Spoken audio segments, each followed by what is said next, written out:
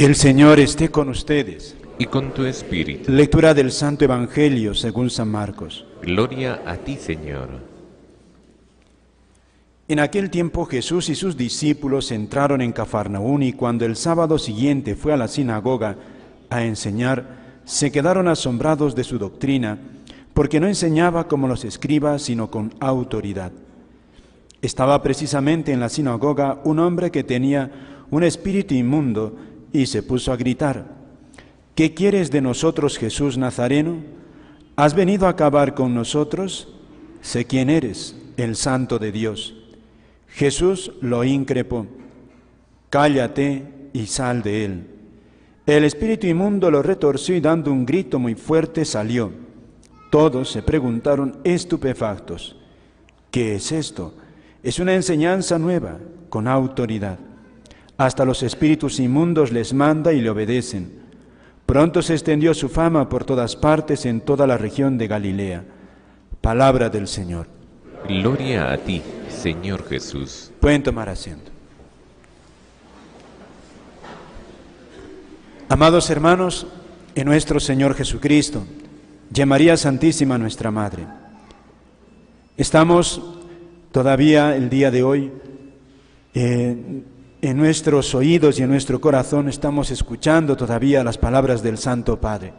Yo les invito a ustedes que seamos como eco de lo que el Papa nos ha estado hablando en estos días. ¿Cuánta gente ha ido a escuchar al Papa, o por lo menos a verlo de cerca, ¿no? En la misa ya de cierre de su visita, cerca de 1.700.000 personas solo ahí en el aeropuerto, además de los cientos de miles que estaban apostados en las calles y todos los sitios donde iba el Santo Padre. Ese mismo día por la mañana en la catedral y en la Plaza de Armas de Lima, cuánta gente. Lo digo porque lo he visto, estuvimos ahí con un grupo de personas, y ese amor al Santo Padre, y Él también ha correspondido, yo entiendo, a ese cariño, a esa fe que hemos depositado en Él. El Papa ha dejado unos mensajes muy hermosos, incluso nuestros obispos han dicho es un reto que el Papa nos ha dejado.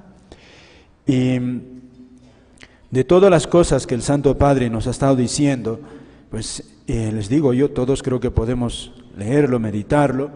El Papa tiene ese don también, es un lenguaje sencillo, porque sabe que se dirige al pueblo sobre todo, y el Papa ha hablado con mucha claridad. Por ejemplo, el día domingo por la mañana, a mediodía, a los jóvenes les habló también a ellos. ¿Y a qué les anima? El Papa les decía, recordando a San Martín de Porres, les decía: San Martín fue santo a pesar de las dificultades que tuvo, un hombre de Dios.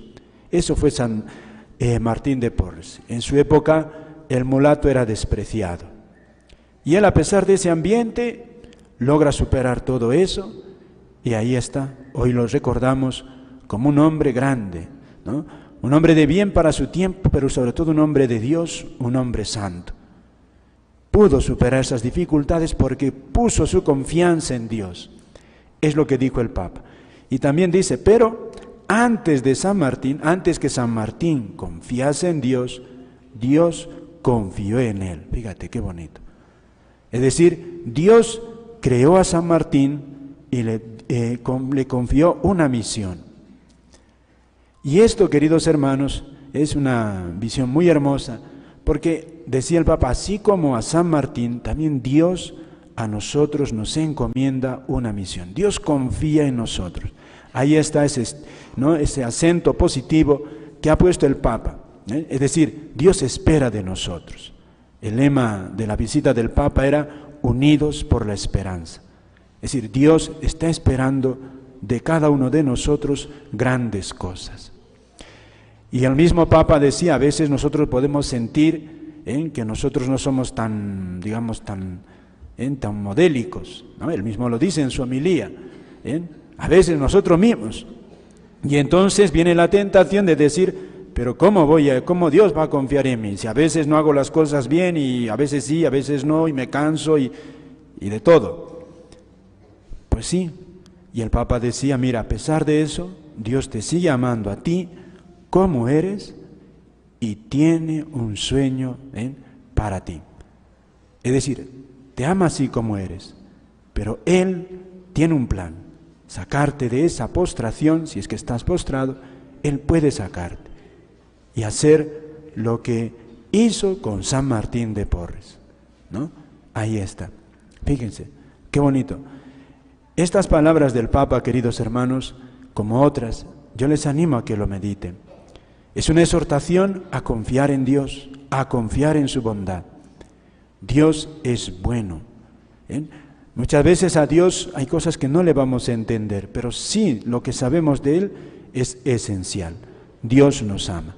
Dios busca nuestro bien, Dios tiene para nosotros un plan. No nos ha creado aquí como por casualidad o porque se ha descuidado y estamos aquí así por así nada más. No, Dios tiene un plan para nosotros. Y más, queridos hermanos, en estas circunstancias, en que si lo vemos también, la vocación en general a nivel del mundo y a la vez de las circunstancias de la sociedad, hoy por hoy, hacen grandes, hace falta hombres y mujeres que realmente den esa respuesta a Dios, ese sí a su amor, hace falta. Hombres santos, mujeres santas, hace falta. Y en el Perú estamos todavía en un ambiente muy privilegiado, donde todavía la fe de nuestros abuelos está pegando en nuestras almas. Y eso no se puede descuidar. ¿Cuántos hay, queridos hermanos, cuántos hay que se pierden no porque sean malos, sino porque no hay quien les guíe, no hay quien les siembre en su corazón esta esperanza, esta esperanza. Y yendo ahora al Evangelio, voy a recoger nada más algunas enseñanzas que también nos van a animar a la esperanza. Fíjate esto tan precioso que dice el libro del Deuteronomio. Moisés es el más grande de los profetas, si cabe. ¿Por qué? Porque era el único que hablaba con Dios de tú a tú. Ahí está. Ningún profeta habló así con Dios. Tan grande era que después de él dice, ya no apareció uno más así. Pero Moisés escucha de Dios esta promesa. Le dice, haré surgir un profeta como tú. Fíjate, la gran promesa de Dios a Moisés. Haré surgir un profeta como tú. Pondré mis palabras en su boca y les diré lo que yo le mande. A quien no escuche las palabras que pronuncié en mi nombre, yo le pediré cuentas. Fíjate, esta promesa de Dios no se cumple en ningún profeta humano porque todos los profetas han sido menos que Moisés. Moisés es el gran liberador de Israel, los milagros que hace en Egipto, ningún profeta así. Por eso, ¿quién es ese profeta a que se refiere Moisés? El único, queridos hermanos, y superándolo con creces, uno como tú, como Moisés, ese solamente es Jesucristo. Él no solamente es el más grande de los profetas, sino que la grandeza de Jesús reside en que Él es el mismo Dios. Dios hablándonos personalmente. Si Moisés era impresionante por sus obras y por eso se le hacía caso a sus palabras, el segundo Moisés es mucho más poderoso. Moisés obraba milagros porque Dios le daba poder. Aquí, fíjate, este milagro, por eso impresiona. Jesús ve a un endemoniado y sin pedir permiso a Dios, porque Él es Dios, le dice, cállate y sal de él, y sale. Esa es la autoridad de este nuevo Moisés, que es Jesucristo, porque es Dios. No hay mayor, razón en Él de su autoridad. ¿Y esto qué nos consuela, queridos hermanos?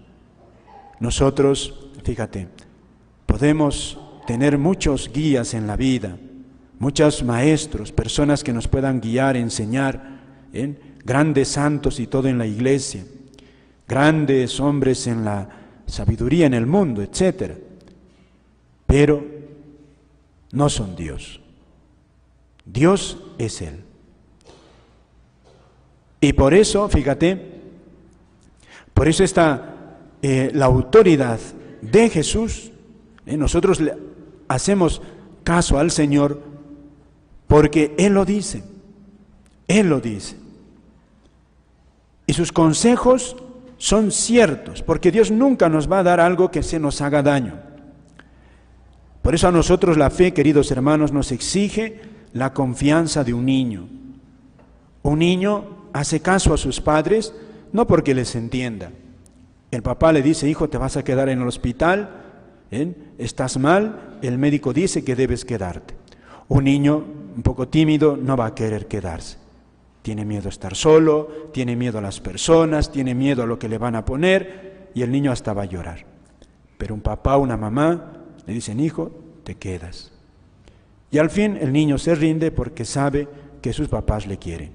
Él no entiende por qué lo dejan, las razones íntimas no, pero sí que sus padres le quieren y eso es para su bien. Esta actitud, queridos hermanos, es lo que nos pide a nosotros el Señor. Esa confianza de un hijo. Cuando uno ama así, cuando uno confía en Dios así, realmente eso es una bendición. Una bendición. Un hijo nunca desconfía de sus padres. Y la tentación que nos pone el demonio, queridos hermanos, es a desconfiar a Dios. Desconfiar. Y antes de desconfiar hay una tentación mucho más potente. Y es la de no escuchar su palabra. No escucharle. ¿Bien? No escucharle. Pero claro, si escucho su palabra, Dios ya me puede inducir a confiar en Él. Pero lo primero es no escucharle. Y esa es una de las tentaciones más incisivas del tiempo de hoy.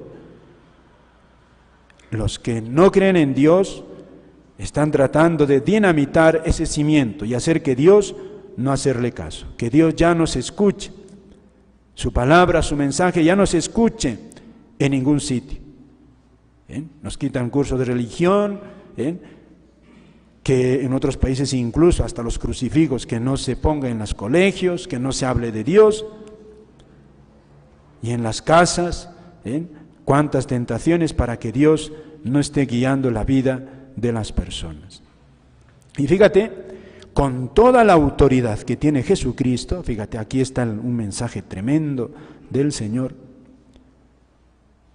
un consejo, fíjate, con toda su autoridad, Él nos va a decir cómo derrotar al demonio, al maligno, que Él precisamente en el Padre Nuestro nos ha enseñado y nos ha dicho, líbranos del maligno. Cuando decimos al final, líbranos del mal, estamos diciendo, Señor, líbranos del maligno.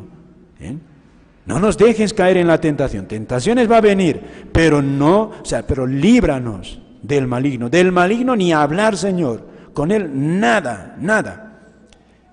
¿Y cómo taparle, frenarle en seco al demonio?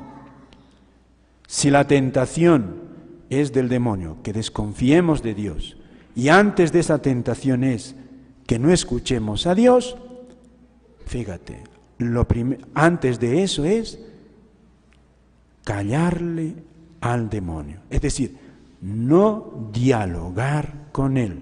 Fíjate, Jesucristo se acerca al endemoniado y de repente el demonio habla por boca del poseso. ¿Qué quieres de nosotros, Jesús de Nazareno?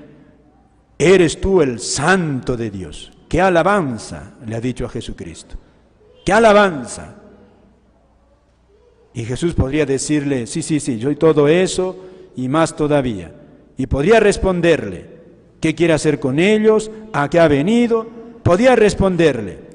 Y fíjate, Jesús no dialoga, no le responde a esas curiosidades que le pone el demonio. Le dice, cállate y sal de él. Fíjate, cállate. Fíjate, esta es como en la palabra de Dios, o sea, Jesucristo, con toda su autoridad, nos dice cómo derrotar al maligno. No dialogues, querido hermano, con las tentaciones.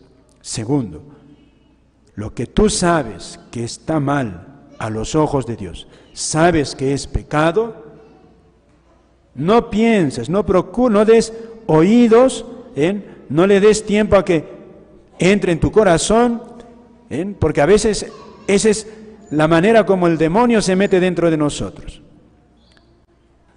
Dios te dice no a la borrachera, no al sexo desordenado, no a tantas cosas. Y entonces, ¿qué hace el cristiano? Empieza a pensar, no, yo creo que Dios exagera, yo creo que el Padrecito exagera, yo creo que no puede ser así, yo creo que voy a hacer bien, yo creo que no voy a caer tanto, yo creo que de eso me puedo levantar. Y viene el diálogo. Le pasó a Eva, diálogo y cayó. Y aquí Jesús, fíjate, la gran enseñanza con el demonio, no dialogar.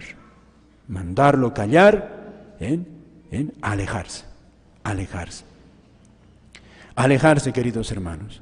Al demonio no hay que dialogar porque el demonio es súper inteligente y nosotros no somos ángeles como él. Vencer al demonio, queridos hermanos, no dialogar con él. Pidámosle al Señor esa confianza en Jesús, esa confianza en él. A veces no vamos a entender muchas de las cosas de Dios que nos manda a hacer, pero sí sabemos una cosa, Él es bueno. Nunca nos va a pedir algo que sea para nuestro mal, nunca. Y basándonos en esa confianza, digamos a las tentaciones,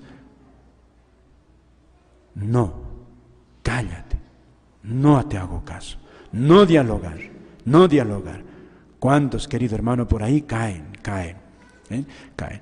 Nada más, queridos hermanos, pidámosle hoy día también al Señor por el Santo Padre, por su visita, y para que nosotros, todos ustedes en la casa, en momentos de oración, puedan leer las exhortaciones que nos ha dejado el Santo Padre, que es realmente muy asequible y muy esperanzador. Nada más, queridos hermanos. Amén.